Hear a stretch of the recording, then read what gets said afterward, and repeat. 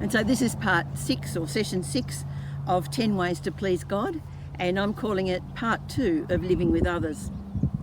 And these are the last 2 commandments. One, not to give false testimony against anyone, and the second one, not to covet what another one has.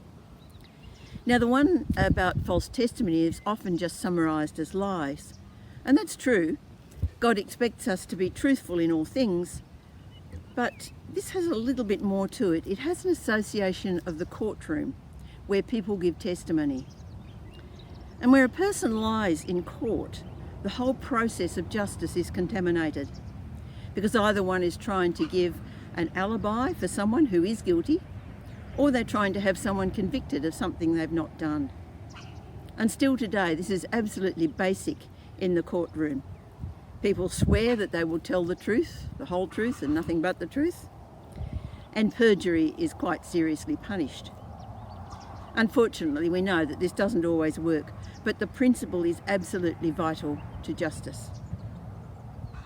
Now, we have to admit to watching Judge Judy, and people in her courtroom swear that they will tell the truth, and they come with their story of what has happened. But Judge Judy's very clever, and she won't allow them to just tell their story. She starts asking very specific questions. Well, what day was it? What time of day was it? Who was there? And so on. And these people have no time to think, how does my answer fit into the story I've told? And that way, she will often catch them out. And she's just very clever at it. Truth is vital if justice is to be done. Now, the last command is about not coveting what others have.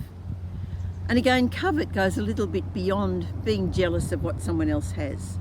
It carries a bit of resentment with it. It can lead to acts of trying to bring that other person down. For example, if someone has great success, rather than say, now, why is this person successful and can I copy some of the things they do to help me be successful? But rather, we try to sabotage them and bring them down in some way. There's an example of this from quite a few years ago now, where an American girl was chosen to go to the Winter Olympics as an ice skater, and her rival, who didn't get the position, coveted. She was very jealous, and so she arranged for somebody to have this other girl's legs attacked and broken. To covet can be very dangerous. So why are these 10 commandments so important? Because they are basic to living a life that pleases God and living a life that enables society to be peaceful and fruitful. The commands are the very word of God. We read in Exodus 33 how when Moses came down from the mountain with the 2 stone tablets, his face shone and the people were afraid because he'd been in the presence of God and that presence was still shining on his face.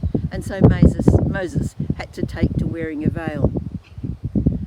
These are the words of God, not to be taken lightly.